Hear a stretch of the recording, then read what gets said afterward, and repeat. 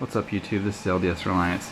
Today I was going through my bug out bag and trying to get things updated and checking through it, and I wanted to do a video of, and I pulled out 8 things that I thought were fairly unique but very cheap or free that I think you should consider for your bug out bag.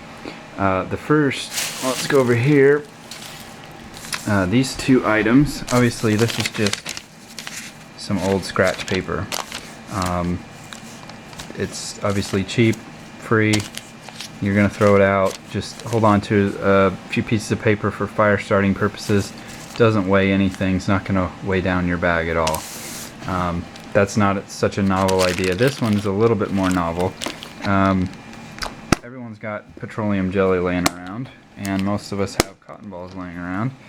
So actually, if you take cotton balls and rub it around in petroleum jelly, you just put it in a baggie, they are excellent fire starters. They will take a spark very easily in place of, sometimes in whatever emergency you might be preparing for, or whatever situation you may not be able to find dry tinder. So those are perfect fire starters in a pinch. This is something people don't always think about, but just Walmart plastic bags. These are good for sanitation, which a lot of people overlook in a disaster type scenario, or bugging out scenario. You can bury waste in it. You can use them for carrying things. Very lightweight, free. You get them when you go to the grocery store anyway. Might as well hold on to a few for your bag. Here's one, and obviously you would probably want more than one of these, but these are very cheap, that you can find at Home Depot or Lowe's. They're just spring clamps, and you might be wondering why the heck you would want that, but there's a lot of purposes for this, but the major one that I can think of why I would want this is I would stuff a tarp in my bug out bag, and these would be great to clamp a tarp to a branch or to a rope that was draped from tree to tree, and that would make the basis for a very good shelter. Otherwise, your tarp is going to be very difficult to use your tarp unless you've got some other mechanism for affixing it or keeping it in place.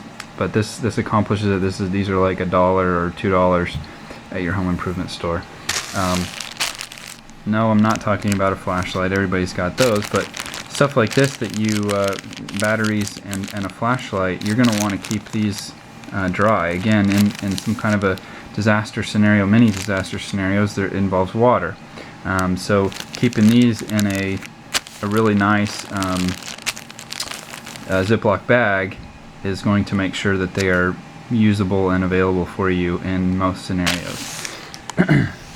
Here's kind of a novel one. This is just a super cheap bottle of cologne or aftershave, but this is very flammable. Again, a good cheap fire starter if things are wet, or if you're just having a tough time getting a spark going.